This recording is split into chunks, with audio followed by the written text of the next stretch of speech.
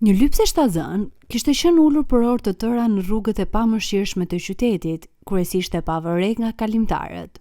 Megjithatë, një grua e vuri re dhe i shprehu mirësinë e saj, por ndërveprimi i tyre nuk përfundoi aty. E intriguar, gruaja vendosi ta ndiqte lypsen dhe ajo që zbuloi më pas e la plotësisht të habitur. Kur Abigail doli nga dyqani dhe pa lypsen, u ndje menjëherë e tërhequr nga prania e saj. Abigail mbante një çantë të madhe me ushqime, por e vendosi në tokë për të vëzhguar gruan e trishtuar që ishte ulur në trotuar. Njerëzit po injoronin lypsen dhe ajo nuk e kuptonte pse. Zakonisht ajo gjithashtu nuk u kushtonte shumë vëmendje të pastreve. Qyteti ishte plot me ta gjithsesi, por kjo grua kishte një bark të madh shtazën, duke i shtuar edhe më shumë trishtim pamjes së saj. Lypsja dalloi mes turmës, dhe Abigail nuk mund të kalonte pranë saj pa bërë asgjë. Duhet të ndihmonte. Abigail u afrua te gruaja e pastre. E shkreta grua shikonte përreth pa ndonjë qëllim të qartë dhe duke e dëshpëruar. Kur Abigail mbërriti pranë saj, kuptoi pse. Kanaçja e saj e parave ishte bosh. Pa hezituar, Abigail mori kuletën dhe hodhi disa monedha brenda, duke menduar se ky do të ishte takimi i tyre i fundit, por ajo nuk e dinte që ky gjest i vogël mirësie do të niste një zinxhir ngjarjesh të çuditshme. Filloi kur Abigail u largua nga lypsja. Ishte rreth 6 metra larg saj kur dëgjoi një zë nga mbrapa. Ishte lypsja që po e thërriste. Abigail u kthye dhe e pa atë duke i bërë me dorë nga vendi ku ishte ulur. Mos vallë dëshiron të më falenderoj për monedhat që i dhash, mendoi ajo.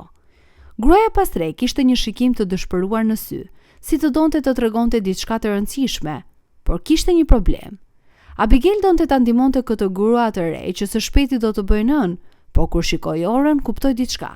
Ende i duheshin disa blerje të fundit dhe treni metros niste për 30 minuta. Ajo tashmë ishte me nxitim para se të ndihmonte lypsen dhe nuk mund të vonoi më shumë.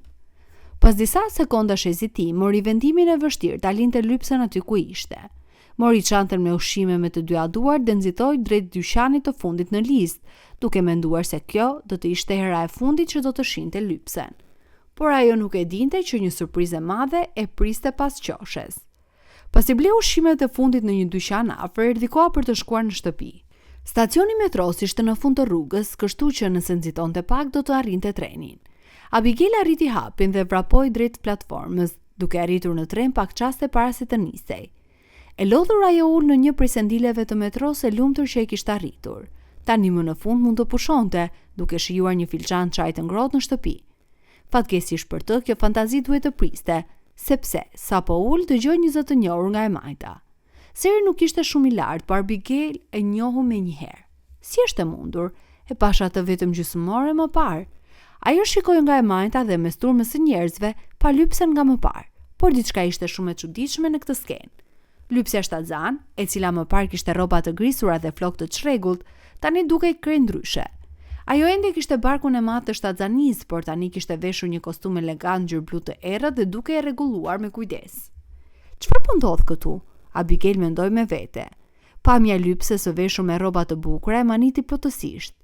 Diçka i tërhiqte fort mendjen e saj drejt kësaj gruaje. Kush është ajo? Pse tani duket kaq ndryshe? A ishte vërtet lypse? 1.000.000 mendime i kaluan në kokë dhe pastaj pa e menduar fare, bëri diçka instiktive. Treni ndaloi në stacionin e radhës dhe lypsja e veshur me kostum zbriti. Por nuk ishte e vetmja dhe Abigail zbriti me të, ndose duhet të udhëtonte dhe 2 stacione më tutje. Ajo reagoi pa menduar. Abigail qëndroi në platformën e panjohur e hutuar. Çfarë sapo bëra dhe pse? Treni tashmë ishte larguar nga stacioni, kështu që nuk kishte kthim pas. Por kur pa lypsen e veshur bukur rreth 25 metra larg, harroi konfuzionin e saj. Lypsja shikonte përreth me nervozizëm si të kërkonte diçka të veçantë. Ndonjëherë ajo pothuajse shikonte drejt Abigailit, kështu që ajo fsheh pas një shtylle për të vëzhguar nga larg, pa u zbuluar. Çfarë po kërkon kjo grua? Abigail pyeti veten. Pas pak dëgjoi përsëri zërin e saj, por këtë herë toni ishte ai i njohjes. Abigail ktheu kokën dhe pa një burr duke i afruar gruas. Ai kishte një buzëqeshje në fytyrë dhe mbante një kostum të njëjtë si ajo, duke qartë se njiheshin. Ata po flisnin me njëri tjetrin, po ajo që tërhoqi më shumë vëmendjen e Abigailit ishte mënyra si sillen. Ata shikonin përreth me kujdes, sikur të mos donin të dëgjojë biseda e tyre, por ishte tepër vonë, sepse Abigail tashmë po i dëgjonte. Pas disa sekondash, Gjithë u drejtuan në një pjesë të izoluar të platformës. Abigail vendosi t'i ndiqte edhe pse nuk e kuptonte pse po e bënte. Por pastaj ndodhi diçka që ndërpreu për ndjekjen e saj. Një tren i ri mbërriti në stacion dhe mbushi platformën me njerëz. Për një moment gjithçka u bë kaotike dhe kur turma u shpërnda, burri dhe gruaja ishin zhdukur pa gjurmë. A u zhdukën në ajër apo e kuptuan që i ndiqja dhe ika? Mendoi ajo e zhgënjur. Ishte gjithmonë një person i qetë i tërhequr, por ky spionim e kishte emocionuar dhe tani donte të mësonte më shumë, dhe pse dinte se nuk ishte puna e saj. Me qeset e ushqimeve në duar dhe kokën e ulur, Abigail u kthye dhe filloi të ecte drejt shtëpisë. Udhëtimi i saj 5 minutësh për në shtëpi ishte kthyer në një shëtitje 15 minutëshe pas gjithë kësaj ngjarjeje. Ishte një lloj dënimi për kuriozitetin e saj dhe faktin që kishte dalë nga treni 2 stacione më herët për të ndjekur dikë. Ndjeu një lloj humbjeje, ngriti qeset më fort dhe u drejtua për nga shkallët e metros, duke u përgatitur për ecjen e gjatë nëpër qendrën e mbushur me njerëz të qytetit. Por nuk e priste që aventura e saj, sapo kishte filluar dhe këtë herë, ajo nuk do ta takonte, do ta gjente ajo atë.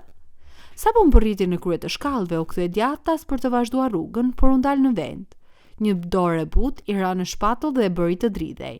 Kur u kthye, pa lypsen me kostumin e saj elegant duke qëndruar para saj. Abigail mbeti pa fjalë dhe trupi i saj filloi të dridhej aq shumë saqë i ran qeset me ushqime në tokë. Portokaj, kartona me lëng dhe detergjent të shpërnda në tokë. Ajo ngriti syt me frikë drejt gruas misterioze, e cila tani e shinte drejte në sy.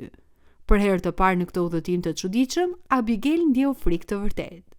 Deri tani, ajo kishte pasur avantazhin, kishte ndjekur lypsen pa u vënë re, por tani rolet ishin përmbysur. Gruaja misterioze studioi nga kokat e këmbët dhe foli. Ti po më ndiqje. Pse? Abigail u ul në gjunjë duke mbledhur portokajin që kishin rënë dhe ndjeu sikur po digjej nga trupi. Ndërkohë po që mblidhte fruta dhe përpiqej të fshinte sikletin, kërkoi ndjes për ndërhyrjen e saj. I shpjegoi se ishte thjesht e intriguar nga ndryshimi i saj i papritur, nga një grua lypse e zhgërryer në një zonjë elegante me kostum. Gruaja mbeti në heshte për një moment. Pas kësaj një burr doli nga pas një makine të parkuar. Abigail u ndje sikur ishte mes dy zjarresh pas një rrugdalje. Duket se asnjëri prej tyre nuk ishte i bindur nga shpengimi i saj. Burri gjithashtu filloi ta vëzhgonte me kujdes. Pas një pauze të gjatë ai foli. Ajo do të funksionojë. Kjo deklaratë habiti Abigailin. Ajo u ngrit me qesën në dorë dhe pyeti. Çfarë do të funksionojë? Çfarë po ndodh? Gruaja misterioze kuptoi që Abigail po bëj gjithnjë e mbështetësuar ndaj u përpoqta që të sonte. Të premtoj se do të shpjegoj gjithçka, tha ajo me një ton të butë, por para se gjithash, më lejo të kujtoj diçka. Kur të kërkova ndihmë më herë gjatë ditës, nuk ishte sepse doja më shumë para. Abigail ngriti vetullat nga abia. Pse atëherë? Pyeti ajo. Gruaja misterioze u afrua dhe më shumë shpjegoi. Pamja ime si lypse dhe kërkimi për ndihmë ishte thjesht një maskim. Ishte nevojshme për të fshehur qëllimin tim të vërtet për të qenë aty. Qëllimin tënd të vërtet? Abigail ndjen gjithnjë me hutuar. Çfarë po thua? Nuk ishe një lypse e vërtet? Gruaja buzëqeshi lehtë. Jo, nuk isha, tha ajo. Unë punoj për policinë. Abigail hapi gojën nga habia. Po, është e vërtet. Unë isha vendosur në një mision të fshehtë, si një grua e pastre për të mbajtur në vëzhgim një vend të caktuar. Po, prit, po shtatzania jote? Pyeti Abigail duke parë barkun e rrëmbullakosur të gruas. Ajo është e vërtet, qeshi policia. Por misioni im ishte të mbaja në mbikëqyrje një farmaci aty pranë. Në dukje një biznes i zakonshëm familjar, por në të vërtet një mbulim për një rrjet të madh droge. Abigail mezi po e përthitte informacionin. E kemi ndjekur këtë organizatë kriminale për vite, shpjegoi polici tjetër, por ata janë shumë të zgjuar dhe gjithmonë arrin t'i shpëtojnë drejtësisë. Policia vazhdoi. Maskimi im si lypse më ndihmoi të vëzhgoj lëvizjet e tyre, por kishte një problem të madh. Ata nuk do të më shisnin kurrë drogë sepse askush nuk do t'i shiste substanca të palishme një gruaje shtatzan. Dhe ja ku hyn ti. Abigail e ndjeu zemrën të shpejtonte. Unë? Përshpëriti ajo. Si mund të ndihmoj unë? Polici shpjegoi planin. Ne kemi zbuluar një fjalë të koduar që përdorin për të porositur drogën. E vetmja gjë që na mungon është një blerës i rem, dikush që mund të marrë drogën dhe të na kapim në kamera si provë. Abigail ishte në shok. Pse unë? Sepse të kemi ndjekur që nga fillimi, ne të lam të shije atë që donim të shije, të afrohemi me qëllim, sepse kishim nevojë për ndihmën tënde. Abigail ishte e pavendosur dhe nuk donte të përfshihej. Ajo u kthye për të ikur, po policia e kapi lehtë për dorë dhe i tha: "Të premtoj se nuk do të ndodhë asgjë e keqe. Do të mbrojmë gjatë gjithë kohës. Jemi aq pranë kapjes së tyre, kemi nevojë për ty." Pas disa sekondash hezitim, Abigail mori frymthell dhe tha: "Mirë, do ta bëj." Pastaj gjithçka ndodhi shumë shpejt. Abigail t'jeu zemrën t'i rinte fort. Ishte futur në një situatë që nuk e kishte imagjinuar kurrë. Ajo ishte thjesht një grua e zakonshme, një punonjëse e qetë që nuk kërkonte asgjë më shumë se një jetë të paqet. Por tani policia po i kërkonte të bëjë pjesë e një operacioni të rrezikshëm. "Mirë, do ta bëj," tha ajo më në fund, edhe pse zëri i saj nuk ishte aq i sigurt sa do të dëshironte. Policia dhe kolegu i saj ndërruan një vështrim dhe pastaj buzëqeshën lehtë. "E di që nuk është e lehtë," tha policia, "por të premtoj që do të jesh e sigurt. Gjithçka do të jetë në kontrollin ton." Abigail këlltiti bështymën. "Çfarë duhet të bëj?" Polici tjetër nxori një copletër nga xhepi dhe ja dha. "Kjo është fraza e koduar," i tha ai. "Duhet të shkosh në farmacinë që kemi në bashkim dhe të thuash këtë fjali. Nëse të japin paketën, ne do të kemi provat që na duhen." Abigail e shikoi letrën dhe lexoi fjalët e shkruara. "Kam një recetë të veçantë nga doktori i vjetër, mund ta marr sot?" Ajo ngriti syt. "Kaq?" "Po," tha policia, "por duhet të jesh e qetë dhe të mos tregosh asnjë shenjë nervozizmi." Abigail mori frymthell dhe mbajti për një moment. Pastaj me një vendosmëri të papritur tha: "Le ta bëjmë." Pak minuta më vonë, ajo ndodh përballë farmacisë së dyshim, zemra i rinte fort ndërsa hapi derën dhe hyri brenda. Pas banakut një burr i moshuar po rendiste disa ilaçe. Ngriti syt kur e pa dhe buzëqeshi lehtë. "Si mund t'ju ndihmoj?" e pyeti me një ton të sjellshëm. Abigail këlltiti frikën dhe tha me zë të qëndrueshëm: "Kam një recetë të veçantë nga doktori i vjetër. Mund ta marr sot?" Por një moment burri e vështroi me kujdes, pastaj pa thënë asgjë, u kthye dhe hyri në dhomën e pasme. Abigail qëndroi e pa lëvizur, duke ndjerë se i merreshin këmbë nga ankthi. Pas disa sekondash që i dukeshin si një përjetësi, burri u kthye me një qese të vogël në dorë. Ai e vendosi mbi banak dhe i bëri shenjë që ta merrte. "Kujdes me këtë," i tha ai, "përdoreni me maturi." Abigail mori qesen me duart që i driteshin dhe nxori parat nga çanta. Pasi pagoi, doli jashtë duke u përpjekur të duke sa më e qetë. Sa po bëri disa hapa larg farmacisë, dëgjoi një zhurmë pasaj. "Policia, ndal!" Gjithçka ndodhi në sekonda. Burri i farmacisë tentoi të ikte, por policët dolën nga të gjitha anët dhe rrethuan. Brenda pak çastesh, ai dhe bashkëpunëtorët e tij u ndaluan. Abigail qëndroi më njanë duke u dridhur ende nga ajo që kishte ndodhur. Policia ju afrua dhe i vuri dorën mbi shpatull. "Shkëlqyeshëm, e bëre," i tha ajo me një buzëqeshje mirënjohëse. "Pa ndihmën tënde, ky operacion nuk do të kishte pasur sukses." Abigail u ndjej lehtësuar, por edhe e lodhur.